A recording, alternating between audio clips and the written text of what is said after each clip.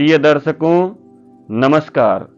हाजिर हूँ आज फिर एक नए विषय को लेकर के, जो हमारी हस्तरेखा की सीरीज चल रही है। तो प्रिय दर्शकों, अब आने वाले समय में हम आप लोगों को बताएंगे कि हथेली में विविध प्रकार के योग कैसे बनते हैं।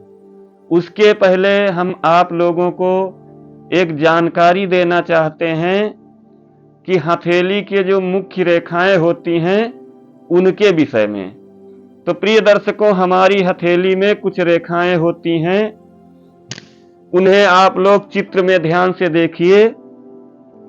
तो पहली हमारी जो शुरुआत होती है वह मणिबंध रेखा होती है, जिसे देखिए मणिबंध लिखा हुआ है यहाँ पर, जिसे ब्रेसलेट भी कहते हैं। ये देखिए प्रिय दर्शकों, दूसरी हमारी जो है मुख्य रेखाएं यदि हम बात करें तो हमारी जीवन रेखा होती है यहाँ पे। तीसरी हमारी जो होती है उसे हम हृदय रेखा कहते हैं यहाँ पर। यह हमारी मुख्य रेखाएं हैं। चौथी जो हमारी होती है उसे हम मस्तिष्क रेखा कहते हैं या हेडलाइन कहते हैं यहाँ पर। प्रिय दर्शकों, उसके बाद हमारे हाथ में अन्य रेखाएं भी होती हैं, जैसे भाग्य रेखा। तो भाग्य रेखा जो हमारी है वो देखिए यहाँ पर है। उसके बाद फिर हमारी हथेली में जो है सूर्य रेखा होती है।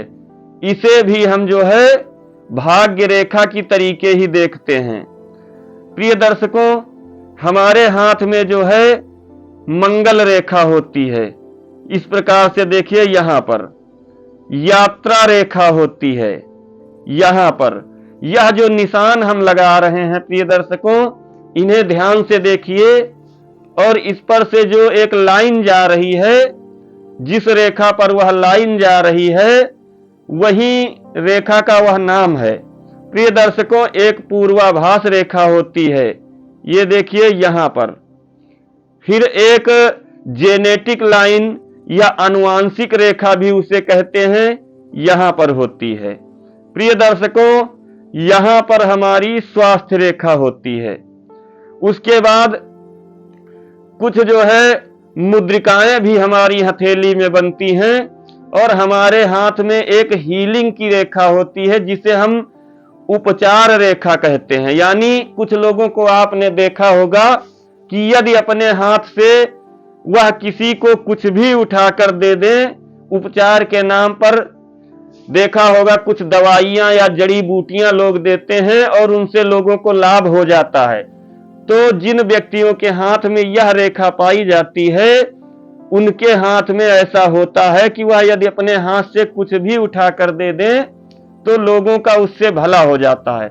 अब हमारी हथेली में कुछ जो है मुद्रिकाएं बनती हैं, जिन्हें हम जो है रिंग कहते हैं। जैसे रिंग ऑफ सोलोमन आपने सुना होगा, रिंग ऑफ सैटर्न सुना होगा, या कर्व ऑफ सैटर्न भी कहते हैं, कर्व ऑफ सोलोमन भी कहते हैं, कर्व ऑफ वीनस भी कहते हैं। यानी शुक्र की मुद्रिका, शनि की मुद्रिका एवं गुरु की मुद्रिका होती है।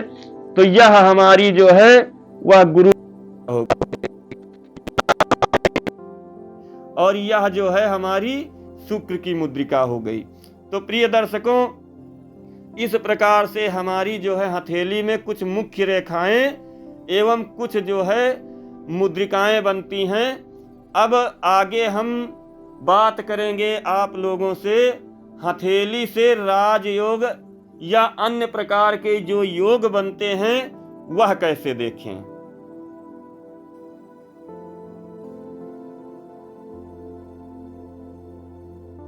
तो प्रिय दर्शकों, मनुष्य की हथेली पर कुछ रेखाएं एवं चिन्ह इतने प्रभावशाली होते हैं कि व्यक्ति के जीवन में न केवल विशेष महत्व रखते हैं, बल्कि विस्मयकारी और आमूल-चूल परिवर्तन कर देते हैं।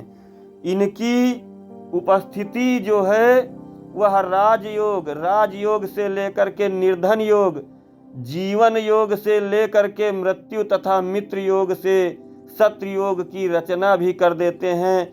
इनके फल भी विविध और भिन्न होते हैं। तो प्रिय दर्शकों, आज हम जो है बात करते हैं हथेली में बनने वाले राजयोग की। तो प्रिय दर्शकों, हमारी जो हथेली होती है उसमें जो सूर्य रेखा होती है, जो हमने अभी बताया है आप लोगों को सूर्य रेखा के विषय में, यदि सूर्य रेखा दोष रहित हो एवं मस्तिष्क रेखा को स्पर्श करे, जैसे प्रिय दर्शकों आप देख रहे हैं यह हमारी जो है सूर्य रेखा है, यह जो है हमारी सूर्य रेखा है।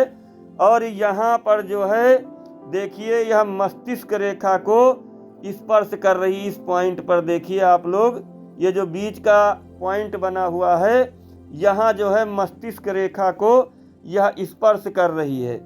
इसे ध्यान से देखिए, ये देखिए ये जो हमारा सर्कल के अंदर दिखाई पड़ रहा है, यहाँ पर यदि यह सूर्य रेखा मस्तिष्क रेखा को स्पर्श कर रही हो एवं मस्तिष्क रेखा जो हमारी है वह बृहस्पति के पर्वत पर जा रही हो। प्रिय दर्शकों, ये जैसे मस्तिष्क रेखा है यहाँ से निकल करके एक शाखा इस प्रकार मस्तिष्क रेखा से बृहस्पति के पर्वत पर जा रही हो, या फिर वह जो है चतुर्भुज बना रही हो। जैसे देखा है आपने इस जगह पर ये जो चतुर्भुज का आकार है प्रिय दर्शकों, यहाँ पर ये देखिए जो सर्कल के अंदर चतुर्भुज बना हुआ है, इस प्रकार से यदि चतुर्भुज बन रहा हो अथवा हाथ के मध्य में घड़े का आकार, जहाँ यह चतुर्भुज बना हुआ है यहाँ यदि घड़े की आकृति बन रही हो,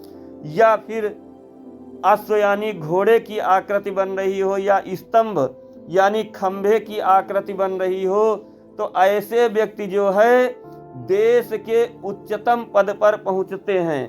तो प्रिय दर्शकों, आज का जो हमारा विषय था राजयोग का वह बस इतना ही। मिलते हैं अगले वीडियो में अगले विषय को लेकर के।